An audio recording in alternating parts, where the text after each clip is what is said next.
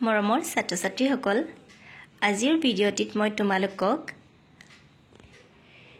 কবি মিত্ৰদেৱ মহন্তদেৱৰ ৰচিত বিহু আদৰণি এই কবিতাটি ভালদৰে আবৃত্তি কৰিবলৈ শিকাম।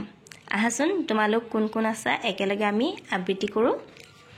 বিহু আদৰণি।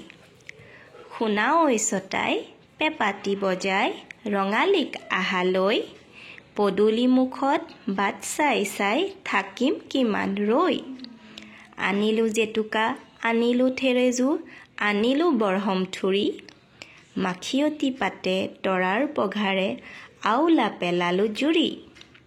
আনিলো হালধি থেকেৰা বেঙেনা সাজিলো বাহত চাট, ঢোল টকা পেপা সুৰক কৰিলো সাৰিলো চোতাল বাট। আয়ে কাটিলে খালৰ গামোচা আচুৰ ভমকা ফুল, বায়ে আনি থলে খোপালৈ বুলি ৰচংগা কপৌৰ ফুল।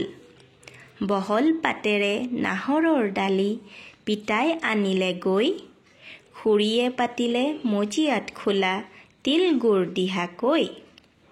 আইতাই মচি থাপনাৰ আগ থৈছে সেন্দুৰীকৈ, নৰবা ছটাই কাবৌ কৰিছোঁ আহা ৰঙালীক লৈ।